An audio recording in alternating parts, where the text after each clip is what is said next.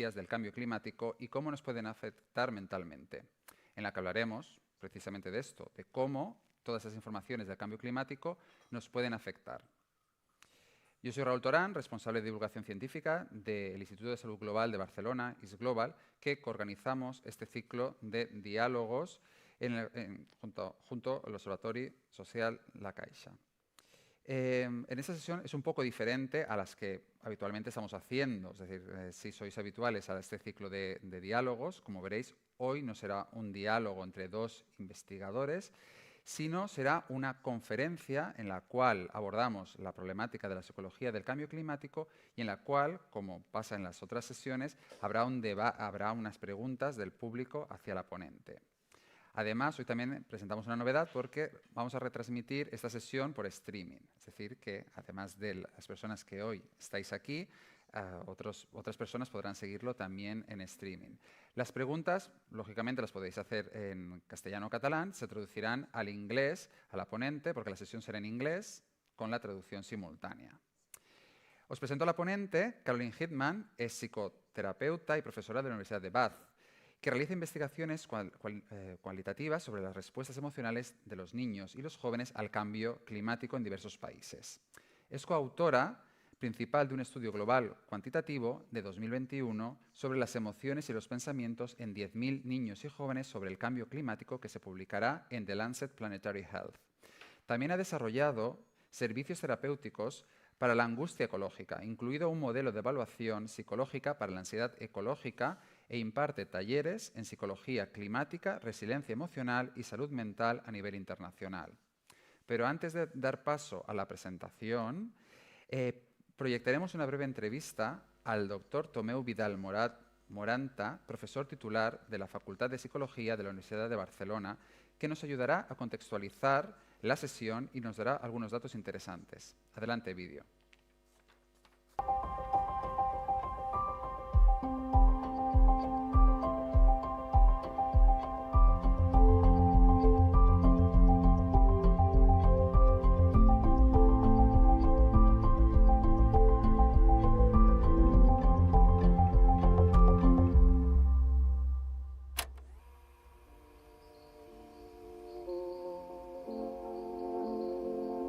Les notícies poden afectar-nos principalment en emocions vinculades a l'ansietat o la depressió, la tristesa, etc.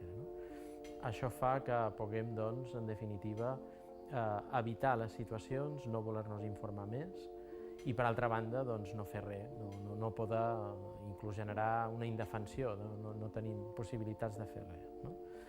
Entre aquestes emocions principals, que és el que més s'ha estudiat últimament, també hi ha algunes referències, alguns articles que parlen d'altres emocions que tenen una conseqüència distinta a les que acabo d'esmentar.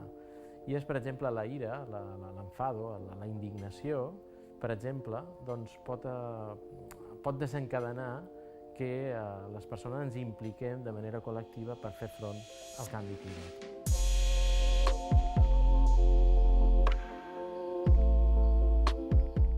Si podem esbrinar quines són aquells aspectes de les notícies i del canvi climàtic en general que estan dintre de la nostra esfera de responsabilitat, almenys ens traslladarà a ser conscients i a poder aportar en la nostra mesura, amb el nostre comportament individual, grupal, col·lectiu, fer-hi alguna acció. L'important és poder fer alguna cosa, reaccionar i modificar aquest model causant d'aquest canvi climàtic.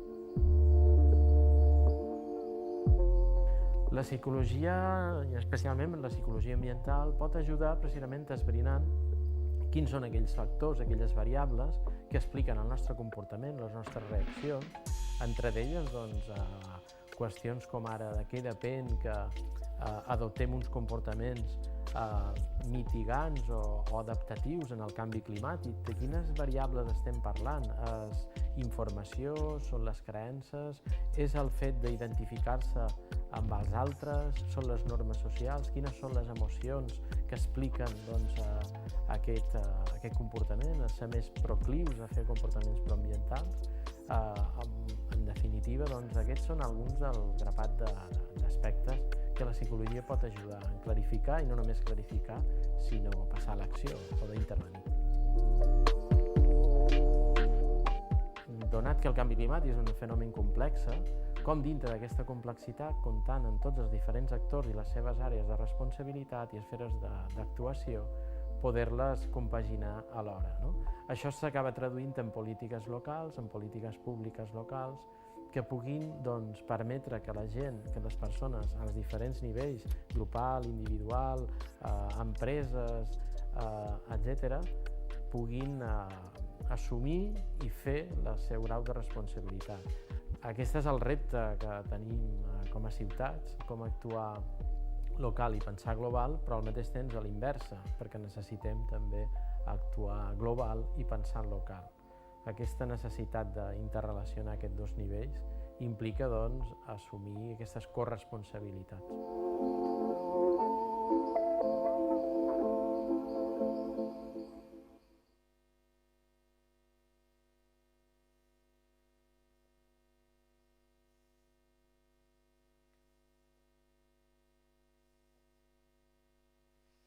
Thank you.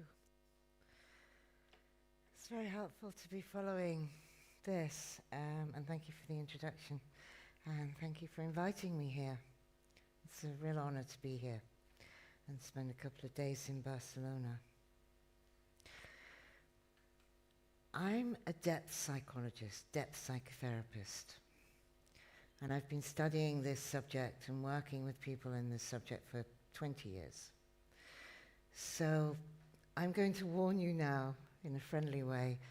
The beginning of my talk's never comfortable, but bear with me, stay with me till the end. Halfway through you might be thinking, I shouldn't be here. I really wish I was sitting in a cafe with my friends, really. And I can sympathize. But stick with me till the end, because I promise I won't leave you in the despair. I promise. But in order for us to understand what's happening with this emergent psychological mental health problem, we do have to be able to feel, and sometimes those feelings are not great. And I call it an emergent mental health problem, an emergent psychological distress, because humanity, to be fair, has never faced anything on this scale before. And we try, our psychology, we try to equate this with other things like the Cuban Missile Crisis or other global threats and say, well, you know, we have resilience. Humans are resilient. We've dealt with this. We've dealt with that. We can deal with this. Well, yes, this is true. However, we cannot perfectly equate the climate ecological crisis with those threats. This is why. I did warn you, it's not fun at the beginning. The reason for this is, with something like a world war or the Cuban Missiles Crisis, there would be parts of the world that were unaffected, so we could reassure ourselves of that. Also, we would be able to say, which we try to say about, well, when we get beyond this, when we get over this, when we beat this, we heard this narrative with COVID, with any war situation in Ukraine, at the moment they're rebuilding. This human spirit is to rebuild. The problem is, we are so far down the road of the narrative of the climate crisis, is it's too late. We're halfway through the story. This is psychologically, emotionally the problem we're facing. So for us, particularly living in the global north, to think of this as a future problem is a fallacy. It's a delusion. We are halfway through the story, so we can't go back. I promise you, I won't leave you here. But the amount of carbon that's currently in the atmosphere means heat will continue to rise, flooding, ocean rise will continue. This means even if we went to zero carbon emissions tomorrow, which we're not going to manage, those things would continue to happen. So the problem is already created. Is this making sense? Yeah? That's the reality. What do we do psychologically, emotionally, when we're struggling with this? We don't like this? Well, we can go into two directions. We can go down the apocalyptic, nihilistic, well, what's the point then, you know? Or we can kind of go to the naive optimism and say, oh, well, technology will save us. The government would do something, surely, if it was that bad. This is what we do emotionally, psychologically. Neither of those things are completely true. We cannot afford to go down to the nihilistic, everything is collapsing, because unlikely to be the case. It's possible if we don't take action.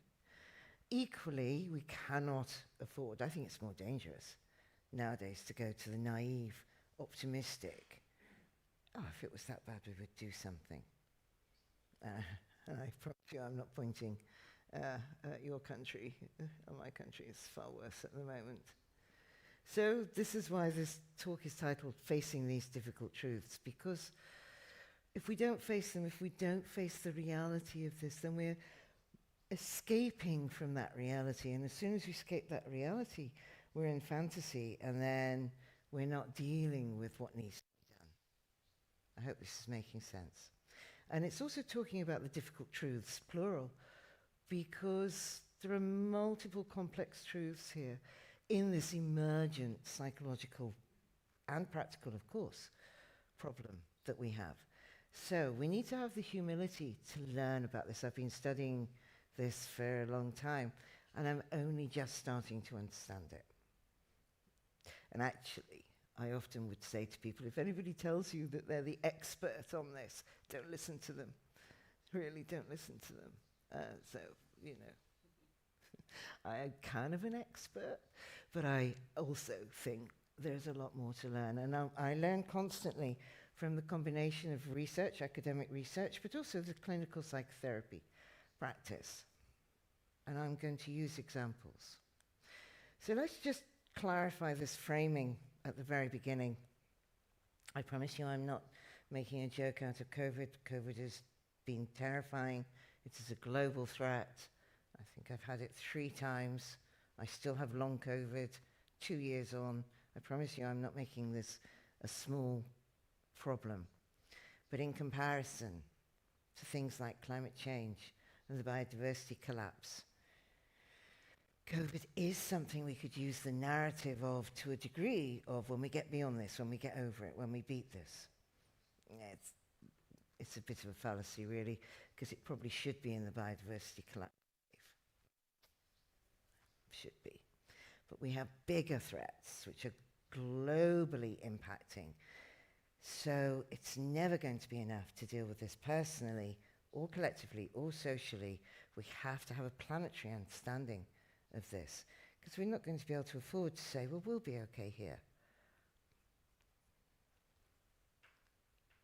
Young woman, this is a young woman in the United States in psychotherapy, so I have full permission for any narratives that I'm using. She said to me not that long ago, I wish I was mad. She's in her late 20s. She works in the environmental movement. She's very secure. She rents her own home. She has a secure relationship with her boyfriend. She has a very fat cat who she brings onto the Zoom calls. She's a lovely young woman. She's so extremely acutely terrified of what's happening with climate change. She said to me the other month, I wish I was mad. I said, are you sure you know what you're wishing for? She said, yeah. She said, because if I was mad, my fears about climate change would be insane, and climate change wouldn't be happening. She said, I would rather be crazy than have this be real. She's so frightened. There are days where she looks outside her house and she's so frightened by what she sees happening in the United States in terms of climate and temperatures. She has to shut herself in the bathroom. She has to live away from windows.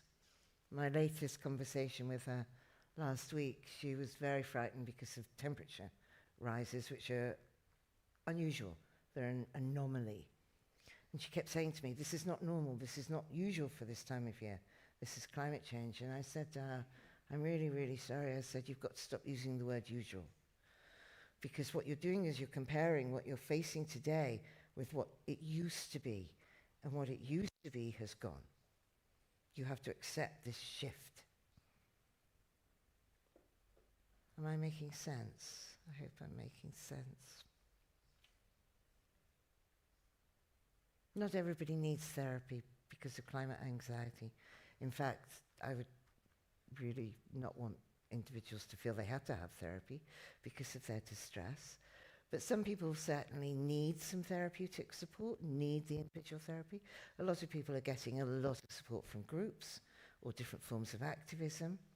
But certainly if your distress is reaching such a level, as it is with this young woman, where she struggles to function on a daily basis, then it's really valuable for her to have some short-term psychotherapy. She finds it comforts her. She's surrounded. What makes it worse for her, and we're going to talk more about this in a moment, is her family don't believe that climate change is real. Her parents, her grandparents, aunts, uncles, her brother, they think it's not real. So she's not only dealing with that personal fear, she's also dealing with that social isolation. And that, for me, from the research, so from the psychology side of things, is what makes things 10 times worse. It's that fracturing of that relationship. So climate anxiety has got relatively little to do with climate change, relatively little to do with environmental problems. Of course it's triggered by this. Of course the anxiety can begin there. But actually climate anxiety is the distress when you look at what's going on in terms of climate biodiversity crisis, and then recognize that people around you are either in denial or disavowal or failing to act. So what you have is the relational distress, and you start to feel like you're the only person in the room who's worried, and you feel crazy. You feel like you don't make sense. Or, as in her case, the family get together and start telling her, stop worrying so much. It's really going to be okay. And she knows it's not going to be okay. So then you've got this relationship betrayal. Too scared to put the water here in case it all just goes everywhere. So why psychology? Well, of course, we need rational, economic, political, practical solutions to the climate crisis. Of course we do. We need the rational solution, of course. But here's our problem. We've had the solutions to the climate crisis for decades. We've had the solutions. We've known about it for decades. We've had decades of misinformation, disinformation, campaigns from the media and oil, fossil fuel companies telling us it's not that bad. Of course we need the practical innovation, but we also need a shift in our mindset, a psychological shift in understanding. Because unless we're able to make that shift, we will continue to be in denial or disavowal or continue to fail to take action. So it's not a purely rational problem. Human beings like to think that they're rational creatures, but you know, if we were rational, we wouldn't have war, would we? We wouldn't have child abuse. We wouldn't be facing all of these complex difficulties that humans are facing. So we need the psychology of this, because what happens is we don't want to look under the surface. We want the reassuring narratives. We want to be told everything's going to be okay, even if it's not true. I know when I've been in great distress, I've said to people, just lie to me. Just tell me everything's going to be okay. Even though I know they're lying to me, I just want that reassurance just to get me through that difficulty. Now, that's fine with a personal crisis. It's not okay with a global crisis. So this is what we're talking about. I'm presenting a psychological framing where we recognize that we are largely unconscious creatures. Much as we like to think, our ego likes to think that we're in control. It really, really isn't. And the subconscious layer here between these deeply buried fears and anxieties which get pushed away and rational consciousness, the subconscious is where all of our defenses live. the denial, the disavowal, oh, it's not that bad really, in a psychology class. Just wanted to give you that framing. Gus Speth used to be the US advisor on climate change, a climate scientist, natural scientist. He said he used to think that climate change could be sorted within a few years of good technology and science. He said, but I've realized I'm wrong. He said the problem with climate change is selfishness, apathy, and greed. And this is not a scientific problem to be solved.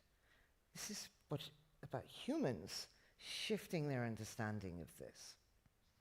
Another person who contributes really wonderfully to this debate is Sally Weintraub and the culture of uncare. She argues that we've started to develop this culture of uncare in the world, where it's almost mocked, isn't it, when we care about other people, unless it's collectively sanctioned. And this culture of uncare means that people are kind of taking this position of, well, we'll be okay here. Let's not worry about what's going on elsewhere in the world. We'll be all right here. Well, that's not going to happen.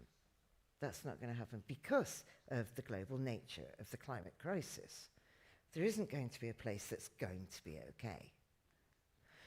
Paul Hoggett said, who's the founder of the Climate Psychology Alliance, he said, this is a tragedy which is without precedent. Now, my apologies, this talking about things as without precedent is a little overused. But as I said before, we've never faced anything like that as human beings. We've faced many, many challenges. But when we've got this multiplicity, species extinction, runaway climate change, rising oceans, rising heat, it's what Timothy Morton, the philosopher, calls a hyperobject, which is where you think, okay, right, I'll deal with plastic over here, all right, I'll worry about plastic. And then over here you think, oh yeah, but what about the heat? Okay, all right. And then you think, no, but there's heat dams. And then, oh no, we've got sea level rising. And you see what happens is your brain kind of goes into meltdown, overwhelm. When you shut down your feelings, it's not that you're not feeling anything, it's just that you're overwhelmed. You're probably feeling too much. So, it's clear that what we're facing is unprecedented emotional, psychological, but also cognitive threat.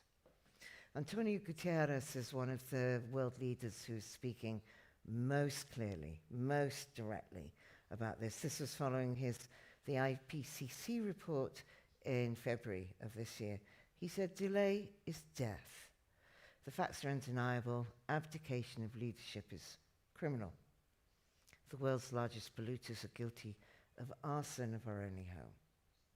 He's one of the ones speaking out.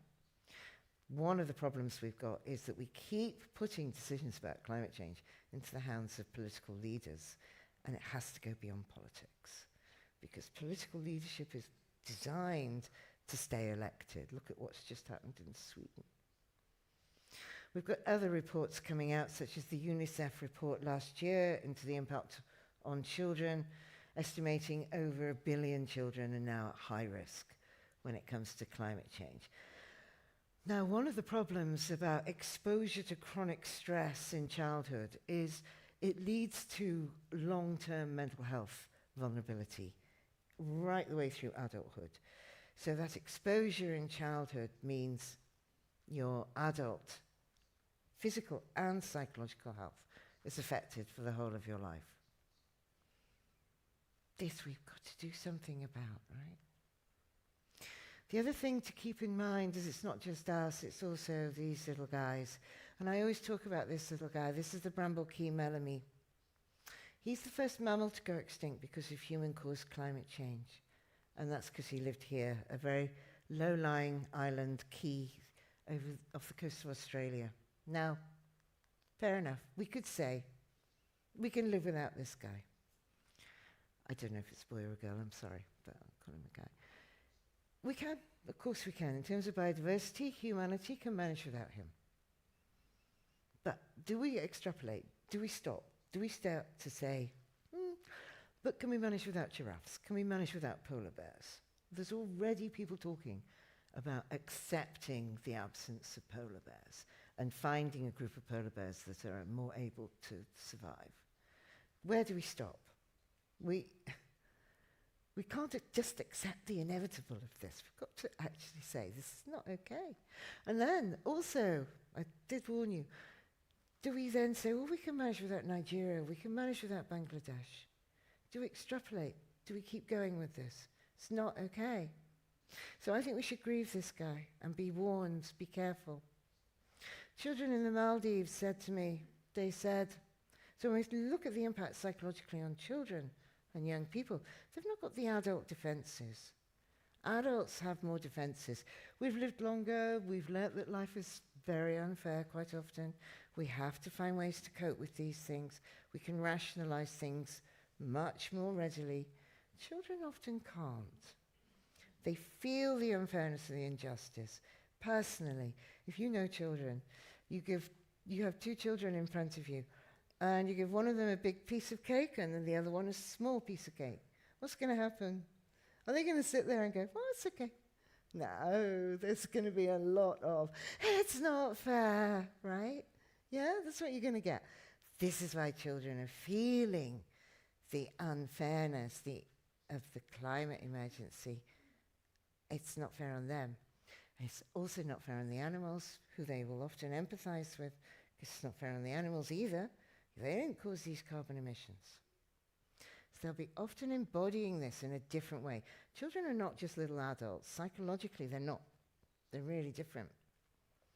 I was speaking to a journalist the other week, and he said he was trying to reassure his 7-year-old, saying there's all these wonderful things that people are doing, lots of people are doing, to deal with climate change. And this 7-year-old looked him in the eye and went, why isn't everybody? Right? That's the logic, isn't it? These children in the Maldives, they said to me, we saw online that people had a funeral for a glacier in Iceland. They said, this is a beautiful ritual. They said, but we're going to be underwater soon. Who's going to have a funeral for us? It's awful, isn't it? So, I think I've said this already. The eco-anxiety and distress, it's not just anxiety, makes perfect sense. It's an emotionally, mentally healthy, congruent, healthy response to what's going on. I frequently say to people, you know, you feel this because you care. We wouldn't want to take away your capacity to care, would we? You should be proud that you care. I want to reframe the narrative of eco-anxiety. Instead of saying it's a mental health problem, I'd say I would worry about the people that weren't feeling this. Why don't you care? Why are you not worried, right? Now, okay, we don't want to be overwhelmed with the terror, with the anxiety, so we can't function, for sure, okay? But we also don't want to not be feeling it, because if we don't feel it, we will not collectively act. So we have to navigate so that we've emotionally got enough care and concern, depression, anxiety, this mixture of feelings. But we're not overwhelmed. We can manage daily lives. It's a healthy response. Shows your conscience is alive. All of these feelings are relevant. Preferably not all on the same day, right? Anxiety, grief, solastalgia, which is love and grief of place. Hope and hopelessness. This is this combined emotional narrative. It's okay to feel both. And frequently what happens when you become a climate activist and you want to go out there and take action is you bounce between them. You go and say, I'm going to save everything, and then you feel hopeless, and then you're going to try and save everything again, and then you feel hopeless. We just don't want those swings to be too extreme. Some anger, some blame, some guilt, some grief, some shame, the fantasies of rescue. This is all healthy, but just, as I said, not all on the same day. And also, what are we talking about here? We're talking about this internal activism. Of course we want an external activism. We need people to lobby, to vote, to take action. I asked a group of children in Bath in the UK a few years ago, what do you need from education? What do you want from schools? They said, well, we don't need lessons in lake formation. We need lessons in how to build boats, how to grow healthy food, which plants we can eat or not eat. They also said, we want lessons in how to have difficult conversations with our parents and how to lobby politicians. So that's what schools should be teaching us. I love that mix of the psychological and the practical. And this is what we're talking about when it comes to ecological distress. We need some of that internal action, coming to terms with the mixture of these feelings, and then combine it with some external action. If we just take external action, then we're missing how people feel. And we mustn't miss how people feel, because the emotion needs to go with that action. And not everybody feels this entirely the same. For some people it's quite mild, and you can feel quite reassured. So I've been trying to work out a scale. So for some people, we can have quite mild eco-anxiety. You can feel reassured. Really, you're just going to be worrying about, is it okay to buy bananas? Or, oh, look, I'm recycling, or I've got an electric car, it should be all right. But it gets worse. It gets worse. And as it gets worse, there's often a kind of disillusionment in other people's forms of action, particularly governments, people in power. So it becomes more moderate, more severe, where you get this fracturing in trust. I don't trust people to take action. I don't trust they've got my best interests at heart. And then at the most severe critical end, and this is thankfully a much, much smaller number, but at the most severe critical end, and this is examples of people I'm working with in therapy and that I've met in my research, there are young people who are suicidal, who are self-harming, who are thinking about hunger striking to death because they can't bear to tolerate living in a world that doesn't evidently care about their futures or the futures of other children and young people. And it's telling them, oh, go back to school, stop worrying, this is not your problem. Some of the narratives around the Fridays for Future youth climate strikers treats children with absolute contempt and does not validate how they feel. That we have to change. At that severe end, it gets into your dreams. I know young people who are around older people who are like, yeah, I'm fine, I'm managing my feelings. And then it starts coming into their dreams. Dreams of having to kill pets. Dreams of having to kill their children to save them from starvation because of social collapse that follows climate breakdown. Dreams of being abandoned in their car in between places and not having the fuel to get anywhere. These are deep fears, and humanity throughout millennia has killed their population to save them from other worse fates. So archetypally, collectively, this is not unheard of. Obviously, there's a huge difference between people planning to do this or acting on it and imagining or fearing having to do it. None of these people I'm talking with want to do it. They're all terrified and they fear this outcome. It's their worst fears. It's a form of saving their family members from worst suffering.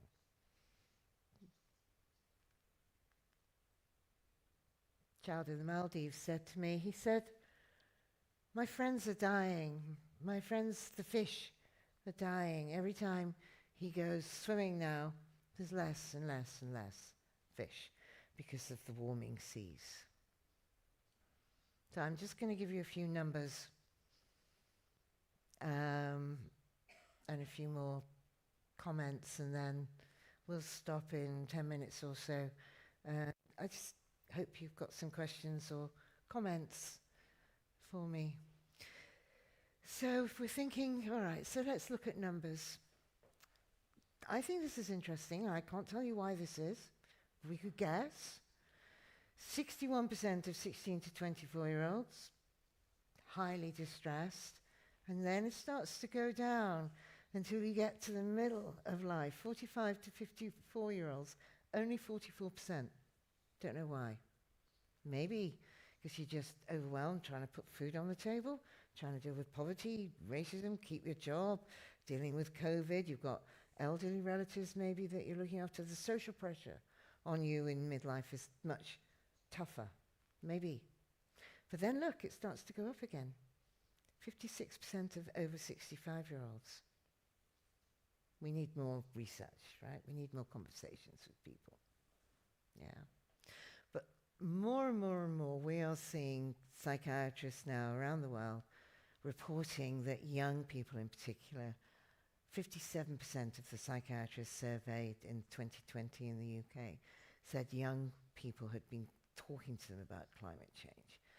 So although I'm saying it's not a mental illness and it's an emotionally healthy response, of course it does dovetail, it does relate to vulnerable people who may develop mental health problems.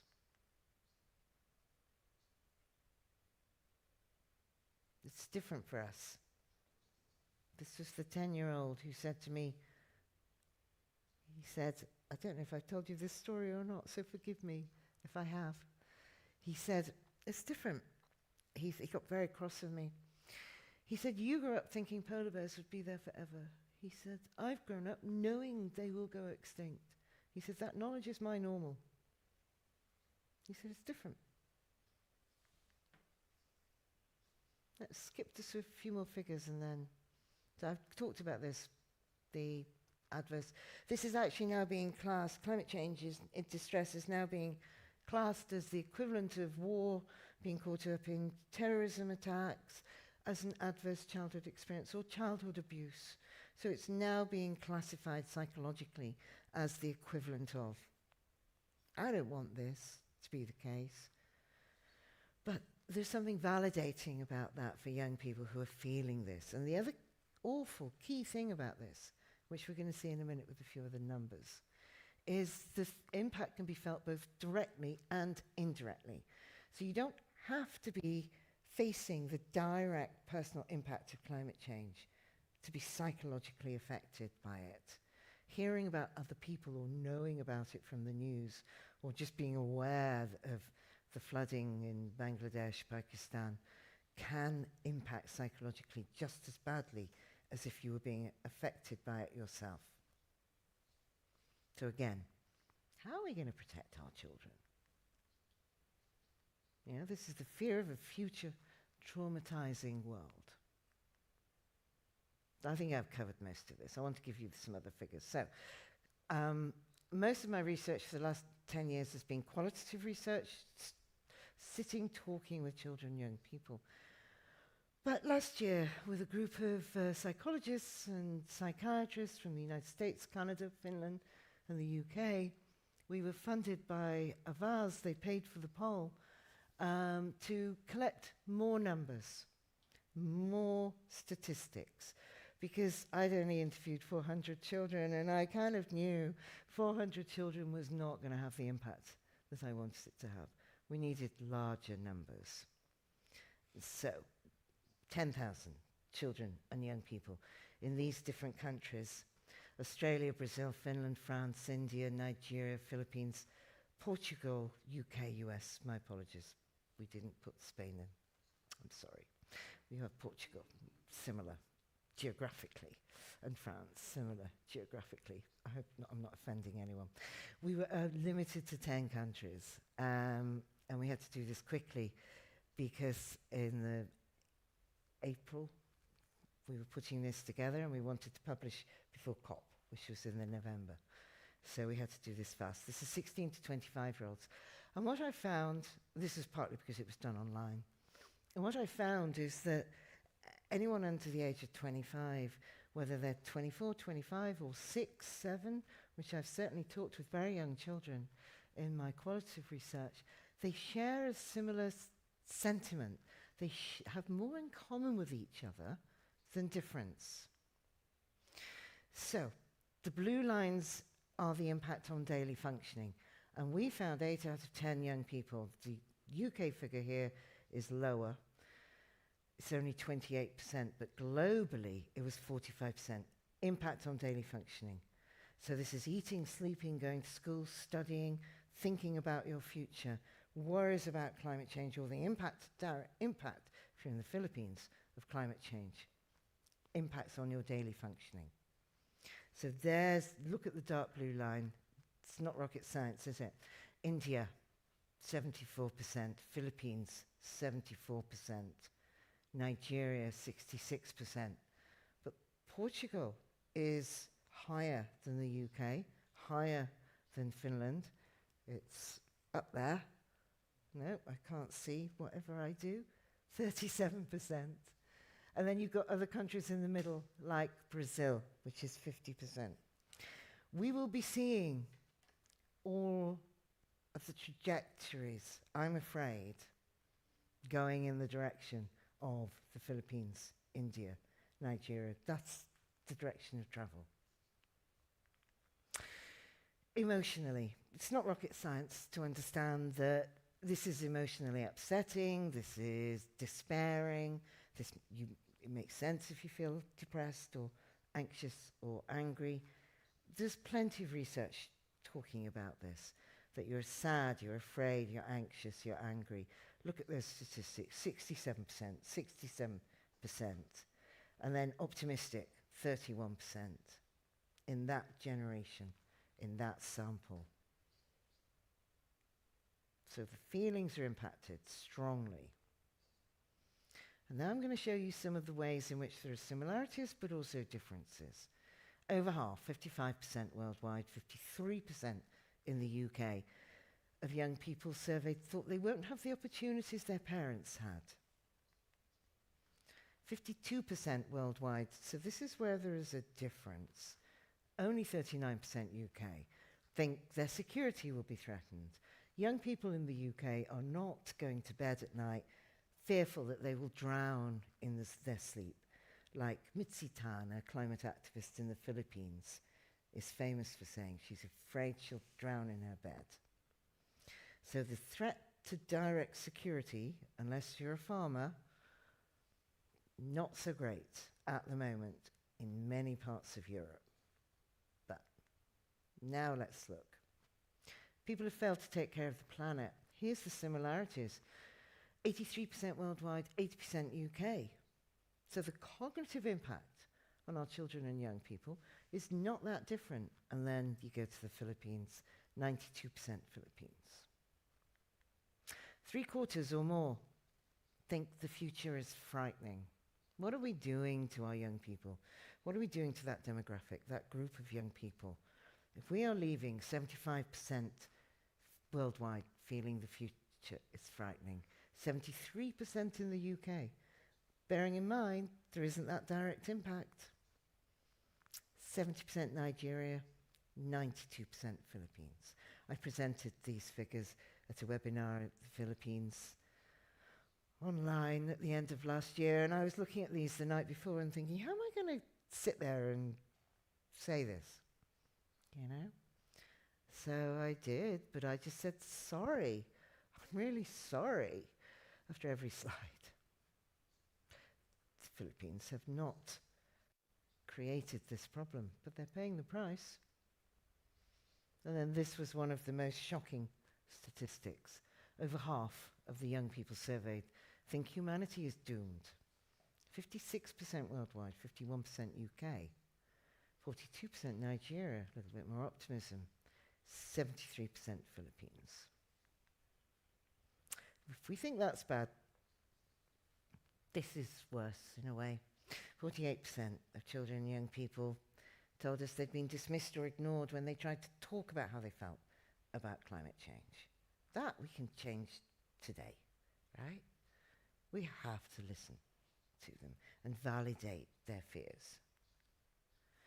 Then we asked about the connection to governments. We could have also talked about parents or oil companies. Children often don't want to blame their parents directly. They know their parents have got limited power.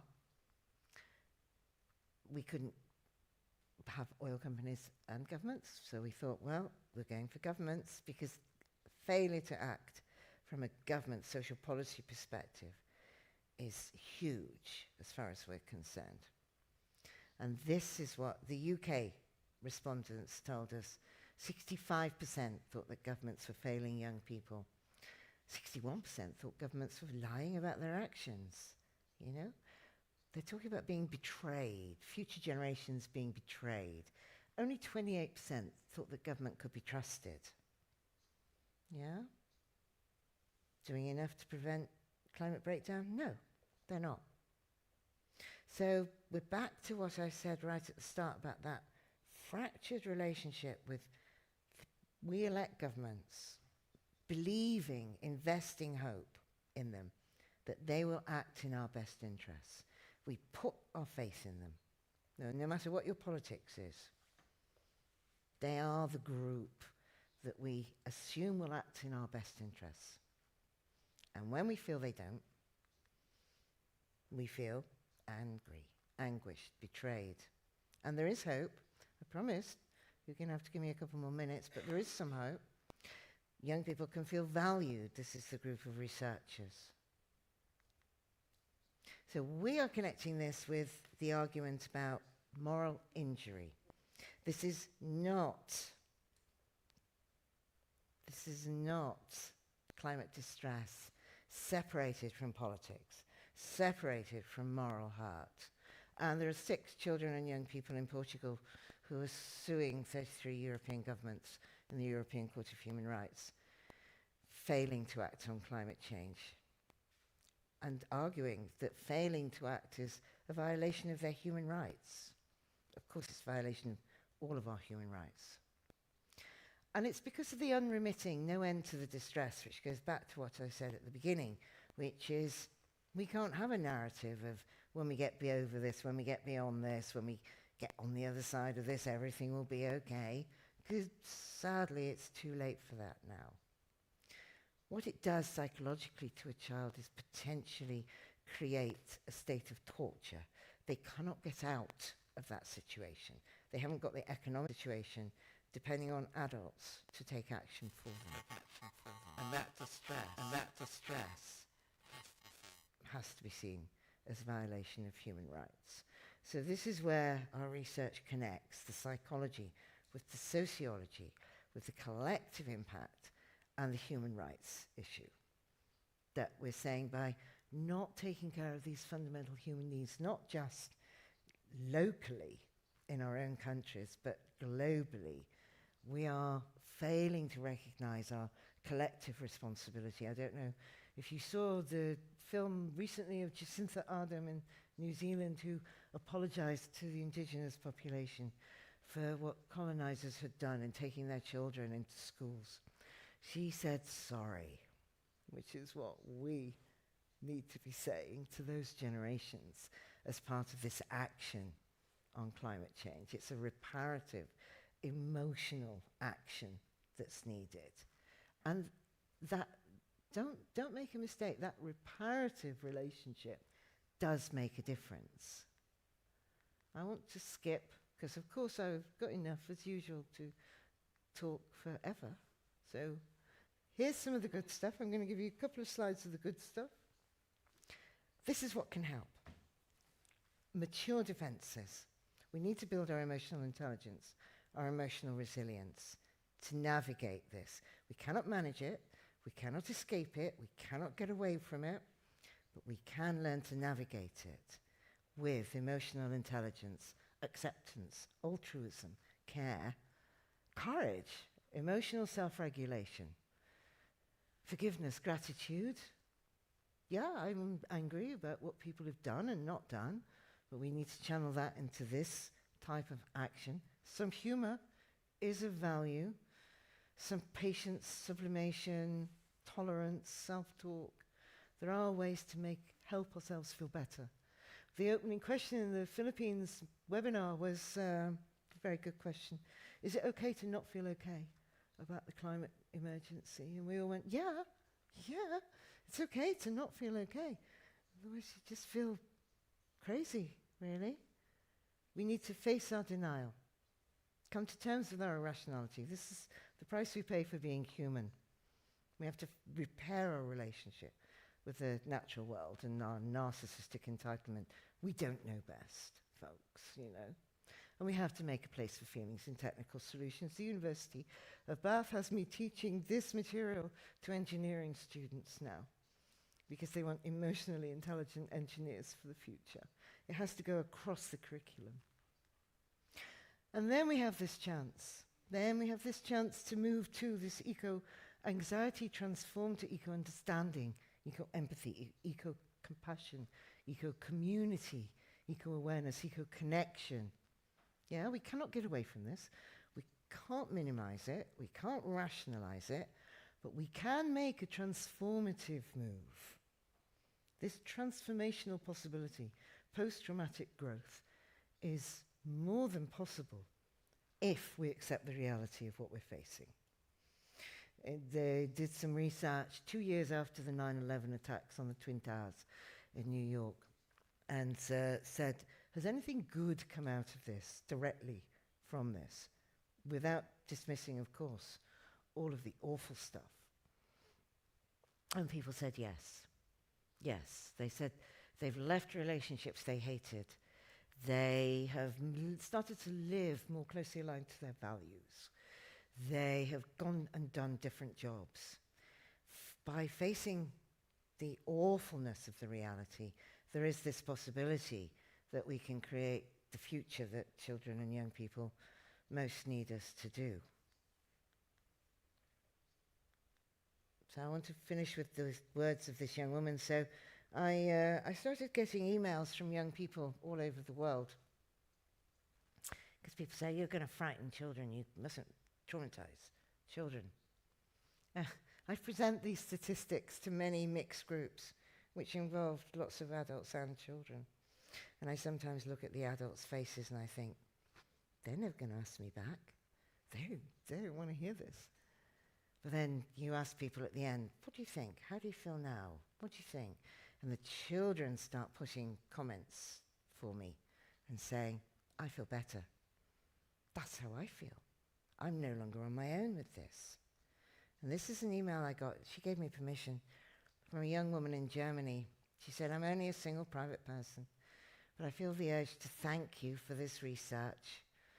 What this study reveals makes me, for the first time ever, feel I am not alone with the future and climate anxiety that I experience every day. She said she didn't know where to go to get help. I sent her some stuff. She said, I consider this recent study as an incredibly important step for us young people around the world to emotionally connect and visually realize that no one of us is alone with this huge issue. I really hope the message of your study reaches politicians around the world, as well as socio-psychological professions, so they can react to the needs of us young people. So, it's like, as a researcher, when you get that, I get lots of emails saying, shut up. But when you get that, it makes it all okay, really. So, thank you. I'm going to stop there and see if there's any questions.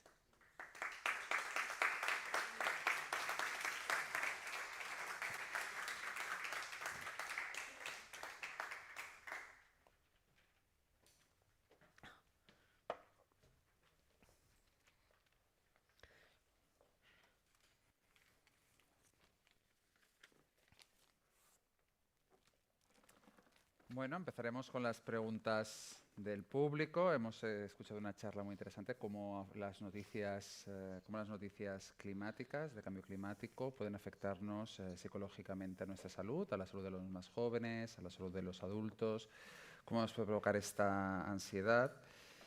Yo te quería preguntar, para romper el hielo, cómo la psicología puede ayudarnos a la población a enfrentarnos frente al cambio climático, desde su especialidad.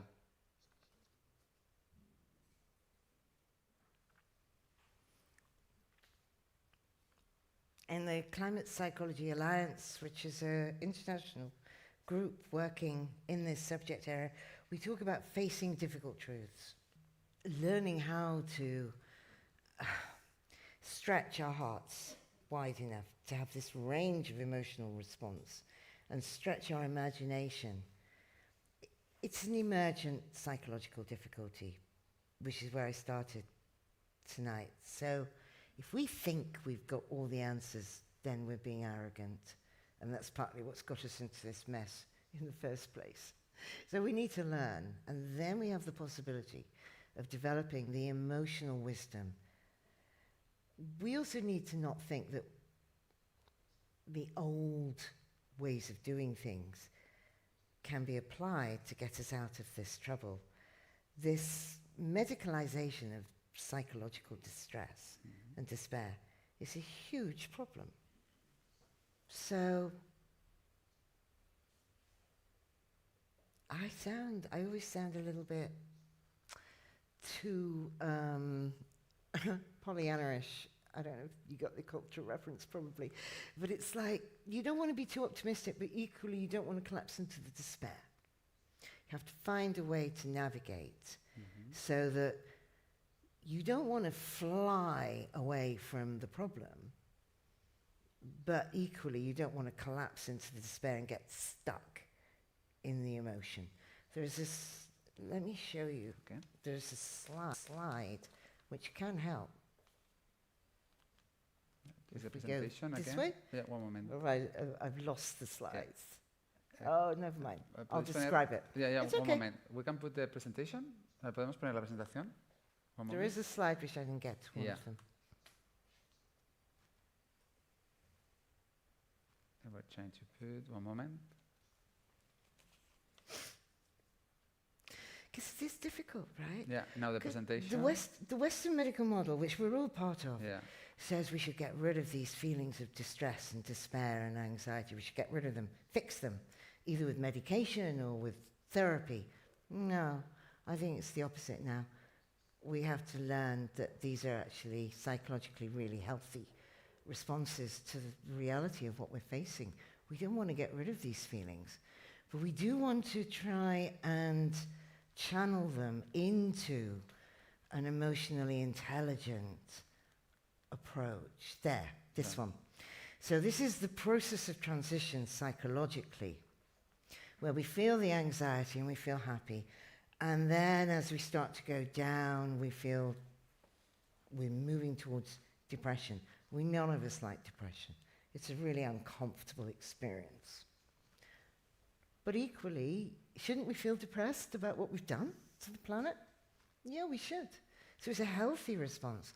So the trick psychologically is to allow ourselves to feel these things, but not get stuck in the depression. You want to visit it, but not live there. So you need to feel sad. You need to feel grief. You need to feel depression, but don't get stuck. Then the movement from the depression to the acceptance psychologically, and this isn't a passive acceptance, it isn't a, oh, well, what can I do? It's a radical acceptance. And grief can help with this, you know? We should feel sad. We should feel cross with ourselves, because we have not shown wisdom when it comes to the resources of our planet, and we've not shown empathy for other people around the world. So we need a radical acceptance which says, it's like a radical hope. It's sort of, we may be going off a cliff, but we're going to go down fighting. And we're going to go down fighting for a better world for ourselves and our children. Not knowing whether we will succeed or not. We don't know if we will succeed, but we should fight. This is a war. It's a war for the hearts and the minds and the souls of our populations. And you can see then psychologically the growth that's possible. On the far right-hand side of the graph, you are actually functioning at a higher level psychologically than when you went in. Because I don't blame you if you say, well, depression isn't very nice, thanks very much, I don't want to go there. I understand that. But you gain from it, you gain depth, you gain wisdom, you gain resilience. The point is just not to get trapped and overwhelmed by it. So to move into it and then move through it. And then the reward is moving forward. You've got more resilience, more capacity to deal with these difficulties. You know, when you look at a plant growing, if you plant a seed in a pot of soil, and if it's just perfect soil, then the roots will grow down, the plant will grow up, but it'll just not be very strong. won't have any resilience. The perfect growing medium is soil with bits of grit, little stones. Because as the root grows down, it hits the stone, it grows around it. And then it grows around it again, and then it grows. So you get this wonky shape to the root. And then you get the wonky shape to the stem. And that's resilience. And then we can weather the storms together. What you don't want is a pot full of boulders and rocks, yeah? With too traumatic a childhood, for example, or too many social oppressions, or racism, or homophobia, or poverty. Too many of those, it's overwhelming. You need to get that broken down a bit into a grit. But grit, those little struggles, build resilience. Otherwise, we're not, we're kind of expecting life to be without hardship. Well, good luck with that, right? Life has got lots of hardship. But it's how you frame the hardship and whether you're facing it on your own or not. And if you're not facing your distress about the climate crisis on your own, if you're able to share it collectively with groups, with climate cafes, with action groups, with at the school, taking action intergenerationally, kind of makes it okay. Yeah. Okay. ¿Alguna pregunta de lo que hemos estado hablando? Sí, por aquí, el micrófono, para que se pueda escuchar. ¿Crees que el auge de personas con mentalidad negacionista puede ser una manera de afrontar un reto que nos supera como ser humano?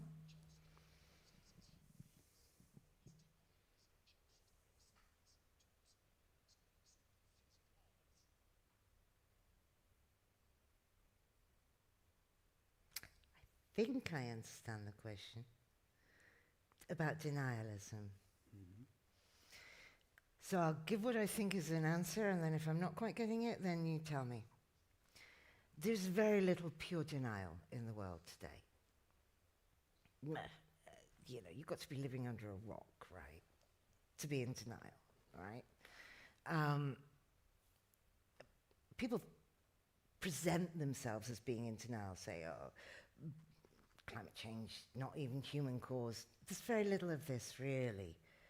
Some parts of the United States still manage this, but on the whole, not so much. What you've got more is the disavowal.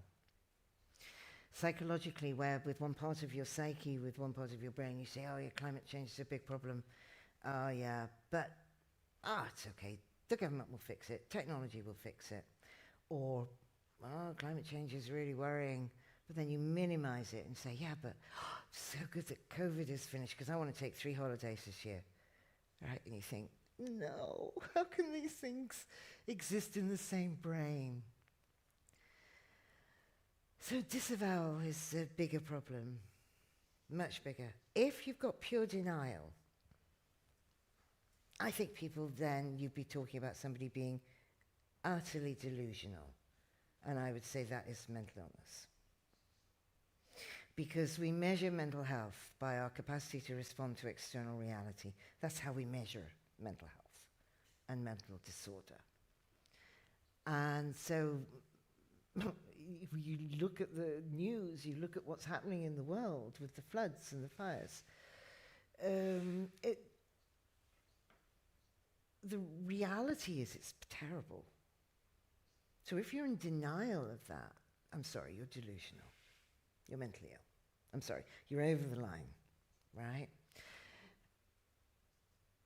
I don't argue with people who are in denial. I partly don't believe they're in denial. I think they're just picking a fight or being difficult or scared, right? Which I understand. I don't want this to be true either, right? I don't want any of what I've been saying today to be true. I don't know. I was at an event just before COVID. The Guardian newspaper in the UK, which is the better newspaper for reporting on this, had what they call a Guardian Live event. Hundreds of people, all very erudite and proper, one evening, and I was on the panel. There were 4 of us, and I was heckled, right?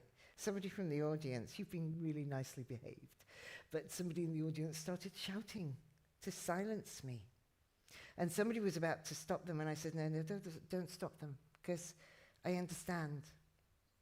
Yeah? It was so unbearable what I was saying that this person just wanted me to be quiet. Yeah? Just couldn't tolerate it. So try and silence me rather than tolerate the distress, right? That's the denialism. That's what happens, is people react and they just want to silence you. And we see that with any high-profile young person like Greta Thunberg or any other activist, you know, that it legitimizes, treating them as less than human, which is dangerous, so unacceptable, immoral. So I don't challenge people if they're in denial, because their defenses are so high, they are so fragile and so scared, they can't cope, right? What I do, I don't leave them in peace. What I do is sneaky intervention. I don't know, I spoke to somebody earlier about this today, and I don't know if you do it here in Spain. In the UK, we have seed bombing, where we take a ball of clay and we put wildflower seeds in. We're British, give us a break, right? And then we drive down our big roads and we throw them out of the windows onto the verges in the hope that it'll rewild and they'll grow. Yeah, but you don't know if they will grow or not. Yeah, so you just throw them and hope. Yeah? So I seed bomb people's defensive walls. I just throw something over the wall and I say, look, climate change is terrifying, it's utterly traumatizing. I completely understand that you are absolutely traumatized and unable to face or accept the reality of this. Anyway, what do you want for tea? Should we get a cup of tea? Move on, quick. So you just drop it in and move away. Don't have a prolonged argument, because you can't argue people's defenses down. Sooner or later they'll come down, because the reality, the external reality, will catch up with them. Yeah? And just don't put yourself in a situation where you're spending, you know, you're cornered and you're on your own with them. Yeah? But I don't argue against that, because people's psychology is too fragile. They won't cope. But I do drop things over the wall. I say, yeah, it's okay. That's okay. Yeah, that's okay. I understand. Yeah, okay. I wonder what the Spanish farmers would say about climate change. Anyway, what do you think? Moving on. Yeah? You just drop something in and move.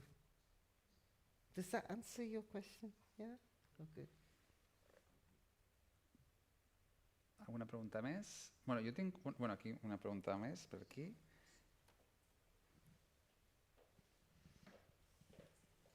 Hola, muy Yeah. gracias, es muy interesante. Mi duda es, ¿qué hace que algo que es muy malo, pero probablemente dentro de 40 años, angustie tanto cuando a estos chicos 1 de cada 6 va a pasar hambre, 1 de cada 20 se va a suicidar? Eso ya es real ahora y eso no les preocupa, y en cambio les angustia algo en un futuro probablemente inevitable, pero bastante más tardío, ¿no?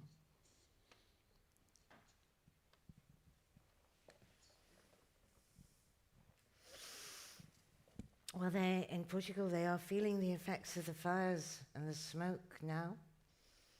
It's already impacted them. There were days from the fires in 2019, I think it was, they couldn't go outside. So they're already feeling some of the impact of this today.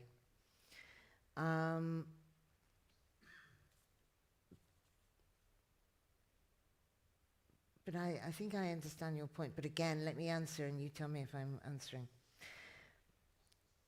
The youngest was 6 years old when they started the action. And the oldest was late teens, early 20s. And what characterizes them is this empathy for her, for the little one. just knowing if it's this bad now, what will it be like by the time she grows to adult life? So that was heartbreaking for them. They're not worried about personal survival. They're worried about her. They're worried about the younger generations. There's a capacity for non-selfishness in those children and young people that is a sign of, emotional, moral health. They're not worried about their own survival.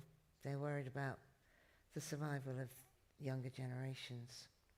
And they know that if they take action now, there's a chance that the younger generations may not have it quite so bad. But when I've spoken with them at length, those young people in Portugal, they're worried about her, the 8-year-old. You know? Is that answering your question? Is it? Why? Why? Because, morally, they haven't had injustice crush their desire for relationships where we care about each other. They've not become cynical. They've not become bitter. They've not felt crushed by the world. They've not learnt to numb themselves against unfairness and injustice. And they're willing to say, this is not okay, and to fight on behalf of other young people. And you see this with the Fridays for Future and other global movements. They're connected with young people from all over the world. So the young people who maybe are sitting in relative privilege in the United States or Germany care about what's happening in Pakistan, in Bangladesh. They have a powerful empathy and care.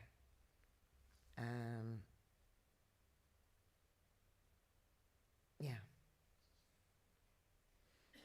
Why? Yeah. I have another question here, please. Mira, bueno, son dos preguntas y a lo mejor pueden estar relacionadas, ¿no? Una de ellas sería, ¿qué papel tienen los medios, ¿no?, en esa situación de angustia, ¿no? Y si se podría, la respuesta es que sí, ¿no? Pero si se podría gestionar mejor un poco la información. Me refiero tanto a los más media como a las redes sociales, ¿no? Y luego otra cuestión que aparece, últimamente, ¿no?, que es la sensación de urgencia, la inmediatez del problema, ¿no? Y, a la vez, políticos y organizaciones nos hablan de una emergencia climática, de una urgencia, pero que es un problema que se va a solucionar en 40 años, ¿no? Entonces, no sé, si para un adolescente le dices que te va a pasar algo mañana, pero necesitas 40 años para resolverlo, ¿no? No sé si un poco, están un poco, a lo mejor mezclada la pregunta, ¿no? Por un lado los más medios, la información, por otro lado esa combinación de urgencia con algo que, como ha dicho aquí el compañero, a lo mejor se tardan 40 años ya no en que pase, sino en que se resuelva, ¿no?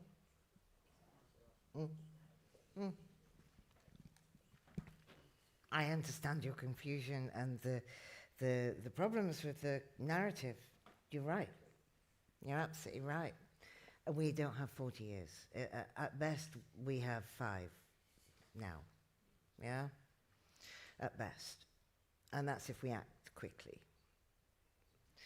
I agree with the complexity of declaring a climate emergency and then acting like nothing is happening. My country is the worst for this. So, again, huge problem. I agree. The media are crucial to us. They're absolutely essential to us. But it depends who owns the media as to the story they tell. This is one of the problems we have, yeah? So you can have misinformation, disinformation, which can be a powerful narrative. But yeah, absolutely, the media are of crucial importance. There was something that is a popular saying out there, which you used. It's not a criticism of you, but the popular saying is that the media creates the anxiety. But no, I'm not criticizing you, but I was grateful you said this, because everybody hears this argument, right? No, I'm grateful. I wasn't saying that you thought this. But this is often what's used, is this argument. And of course, it's not true at all. We're not creating the anxiety is still there. It's always been there. But, I mean, I gave a talk in Iceland a few months ago. There's a school district in Iceland which has now banned the schools from talking about climate change, so as not to frighten the children. That's scary. That is frightening, right? Because A, do they honestly think the children are not online, Googling, finding out for themselves? And banning and moderating the information, it's not going to get us anywhere. And the education system really has a big part to play in this. I've done a lot of work with schools and groups in schools working with young people about how to talk to you without terrifying you. So I'm going to quote a child here, Sophia. I'm in trouble if I don't use her name. She's Swedish. So when I started my research with young children, I said to a lot of them, how do I talk to you about this without terrifying you? Yeah, it's not good business for me to frighten children. I'm supposed to do the opposite. And so I asked a lot of them, how do we do this? Because if I don't tell you the truth, so I'm going to quote Sophia. She says it better than I ever will. She was 8 at the time. She said, you've got to tell us the truth. She said, because if you don't tell us the truth, you're lying to us. And if you lie to us, she said, we won't trust you. She said, and if we can't trust you, we can't tell you how we feel. And if we can't tell you how we feel, we're on our own with our feelings. She said, but I wish this girl was running the world, right? She said, but don't tell us all the bad news all at once. Tell us some bad news, then some good news. Then some bad news, then some good news. Then some bad news, then some good news. She said, and anyway, she said, I'm not a baby, right? She was 8, right? She knows exactly what's needed. Over and over and over and over again, I've met with parents, over the years, and the parent will often say to me, I don't think my child knows about climate change. I don't think he even thinks about it. I'm going to tell you what a 10-year-old said. So this is before COVID. I turned up to do the interview one night, and his dad said, doesn't even think about climate change. I said, okay, we'll see. Because I thought, by then I'd spoken to enough children. And within minutes, this child was saying to me, it's a 10-year-old boy, he's saying, well, climate change is like an alligator the size of a continent. And it's crawling across the face of the earth. And it's eating and eating and eating and eating. It'll never satisfy its hunger. But it's rotting from the inside out, and its scales are falling off. But it will never stop eating. Now, Dad is the other side of the room, next to the Christmas tree, looking traumatized, right? And we thought, yeah, this child knows about climate change. And we said to him after, we said, how long have you known about climate change? And he said, we did it in geography, 3 years ago in school.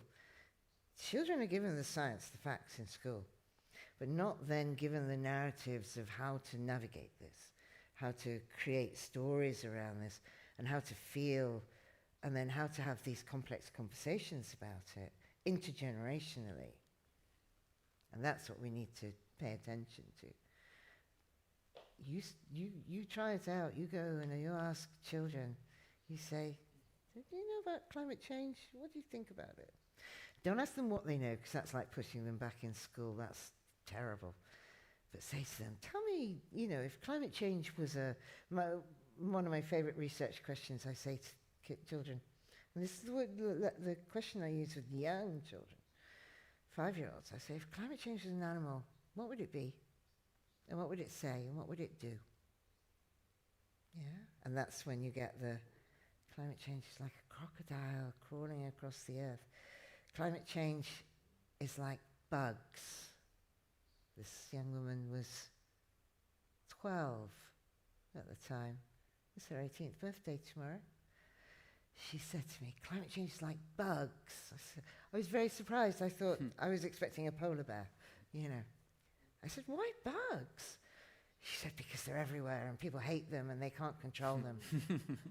I thought, yeah, this child knows about climate change. Yeah. So I've worked with youth theatre groups with children enacting climate change and the noise and the despair and the frustration of climate change all over the floor.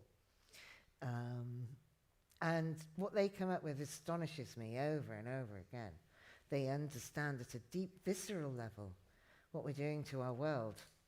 And until they're old enough to vote, they haven't the power to do anything about this. And it depends on the world that we give them, and when they are old enough to vote, whether, you know, they've got the emotional energy and the physical energy to vote for change, or whether they're just too busy trying to survive, which is what we all frequently get caught into, right? So, but we mustn't moderate. We have to tell the truth.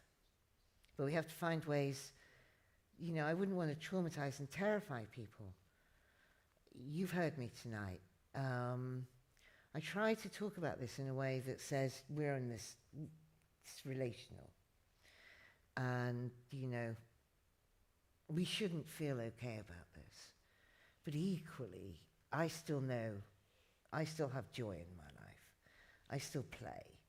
I still have fun.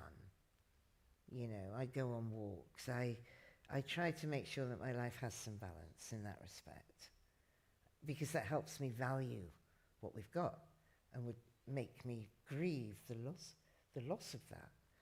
So we do need that, but not to shy away from that reality, that truth. It's going to be very embarrassing in a few years if we do.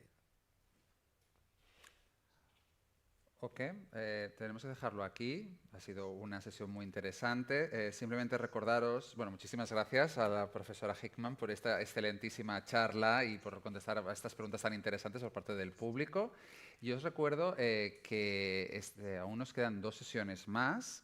En la siguiente, que será justo dentro de una semana, el martes 27 de septiembre, cambiarán las fronteras y los equilibrios de poder por el cambio climático. Tendremos aquí en Palomacaya. Y después cerraremos el ciclo hablando de algo que se relaciona mucho con la sesión de hoy. Las generaciones actuales y futuras y la relación con la emergencia climática. ¿Cómo nos adaptaremos al cambio climático? Con estas 2 últimas sesiones cerraremos el ciclo y esperamos que haya sido tan inspiradoras como que sean tan inspiradoras como esta sesión de hoy que hemos tenido con la doctora Hickman. Muchas gracias y muy amables. Thank you. Thank you.